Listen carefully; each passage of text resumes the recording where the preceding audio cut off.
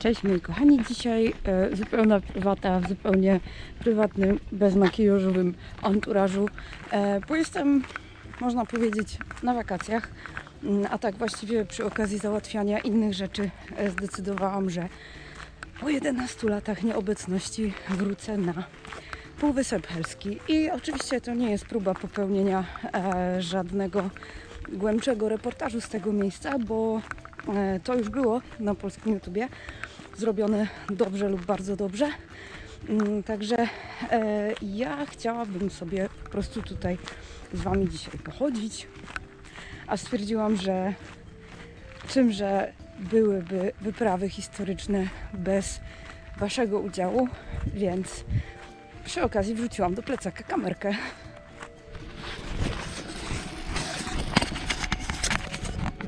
Jest 30 parę stopni, na szczęście jestem w lesie i GoPro już stwierdziło, że zamierza się zbuntować. Ale okej, dopóki działa, to i ja działam.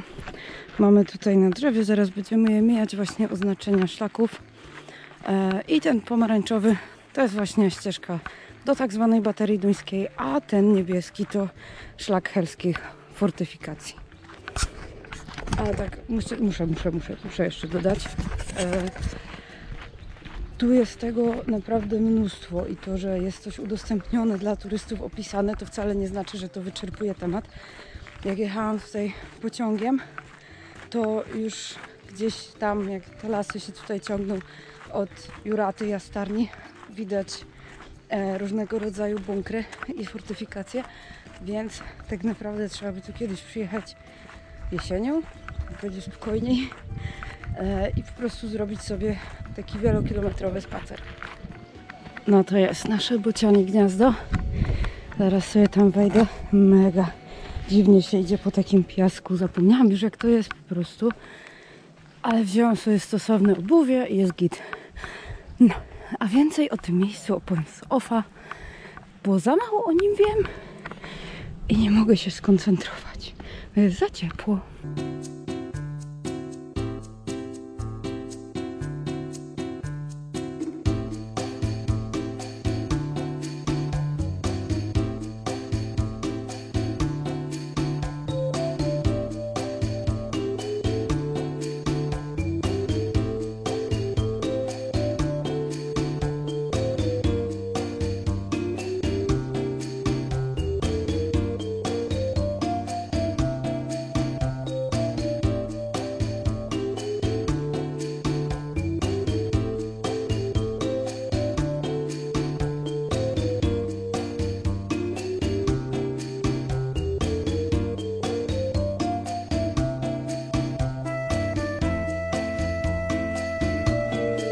No, pachnie już morzem i plażą. Według mapy miały tu być gwiazdobloki z II wojny światowej. Przypuszczam, że to może być tamten placek na ziemi. Ale to nie jest istotne, bo robimy dzisiaj vloga. Coś luźniejszego. I pierwszy raz na tym kanale będzie morze. Pierwszy raz u mnie tak na spokojnie, to też nie wiem od kiedy. No, to jeżeli jedyne historyczne, co mogę Wam pokazać, to jest to idziemy nad... O ile ludzi. To nie idziemy nad morze. Żartowałam oczywiście, że jesteśmy na plaży i nie wiem, czy wejdę do wody. Wejdę. Powiem Wam, że ten vlog też tak chyba nagrywam trochę ku może samopokrzepieniu. Ja bardzo długo chciałam tutaj wrócić. To jest mój 3. raz na Helu, ale właśnie ten ostatni był dość odległy czasowo, bo był w 2011 roku i no udało się wreszcie, bo w sumie przyjechałam do Gdańska w zupełnie innym celu i za niedługo też muszę tam wracać i tutaj tak naprawdę się tylko urwałam na parę godzin z dojazdem. Nie wiem, czy dalej tak jest, że tylko w sezonie kursuje pociąg. Idę sobie teraz w stronę 33 Baterii. Natomiast no, z Gdańska tutaj jechałam z przesiadką w Gdyni jakieś 1,5 godziny, bo jeszcze oczywiście są opóźnienia. Ale warto było i chyba ogólnie warto po prostu robić takie rzeczy dla siebie i tylko dla siebie tak naprawdę. No i dlatego teraz jest obłędny zapach, bo ten zapach morza gdzieś tam miesza się z zapachem lasu, więc to jest totalnie to, co chciałam poczuć przez ostatnie 11 lat. No powiem wam, ta dziura w ziemi mnie zaintrygowała. Ogólnie z daleka myślałam, że tu jest woda, bo tak się mieniło, albo to ja mam jakieś fata morgana, ale to jest stanowisko ogniowe numer 1 33. baterii Dywizjonu Artylerii Nadbrzeżnej Duńska. I jak widać, jest to zabytek prawem chroniony z 1932 roku i są to pierwsze fortyfikacje wybudowane na Półwyspie Helskim. I to stąd ostrzeliwano we wrześniu 1939 niemieckie okręty. Dobra, czyli wychodzi na to, że powinnam tym szlakiem jeszcze dotrzeć do kolejnych fortyfikacji. Podążając tutaj tą ścieżką, przypomnę wam tylko, że II wojna światowa rozpoczęła się wcześniej troszeczkę, aniżeli od ataku na Westerplatte. To jest ten taki punkt charakterystyczny, zwrotny, z którym się cały świat obeznał. Natomiast istniał cały szereg takich mniejszych akcji, które już wcześniej doprowadziły do rozpoczęcia działań wojennych. O, jest schron, dobra. Mam tu na myśli prowokację na Górnym Śląsku, z czego najsłynniejszą była prowokacja gliwicka, ale też, nie wiem czy pamiętacie, wstawiałam kiedyś taki wapiennik Ikar na Śląsku Górnym u nas i tam w pobliżu było lotnisko w Ligocie Dolnej i z tego lotniska w Ligocie Dolnej wystartowały samoloty, które zbombardowały szpital w Wieluniu. I to właściwie możemy uznać za właściwy początek II wojny światowej, według niektórych źródeł.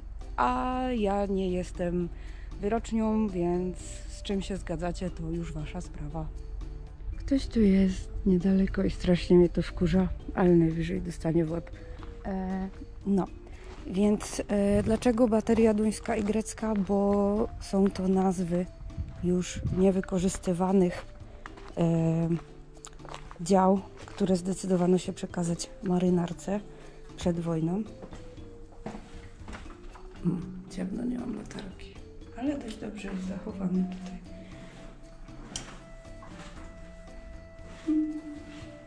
Tak, schron. I w 1929 zapadła decyzja o tym, że Półwysep Helski zostanie wykorzystany do celów obronnych. Tak, a tutaj chyba dojdę na drugie stanowisko ogniowe. Tak myślę, tak powinno przynajmniej być. I tak by wynikało z mapy, która tam była u góry. O, tam ktoś łazi. O Boże, okej. W każdym razie w 1931 roku zaprojektowano tą baterię. Koniec szlaku pomarańczowego tu jest przy tym schronie. Okej. O, i czytam też, że planowano więcej. Że jeszcze planowano wybudować zapasowe stanowiska. Ale jak rozumiem, się to nie udało. No dobra, to skoro tu jest ten schron numer 2, to tu gdzieś powinno być stanowisko ogniowe. Ale może się mylę. Tak, jest dokładnie tutaj, na górze, czyli schron poniżej. A my jesteśmy właśnie przy stanowisku ogniowym numer 2.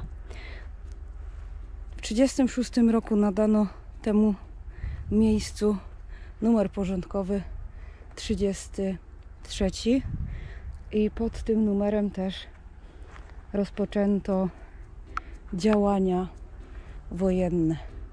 Między innymi 15 i 24 września 1939 1939 roku miała miejsce wymiana ognia właśnie z udziałem tych dwóch stanowisk 33 baterii.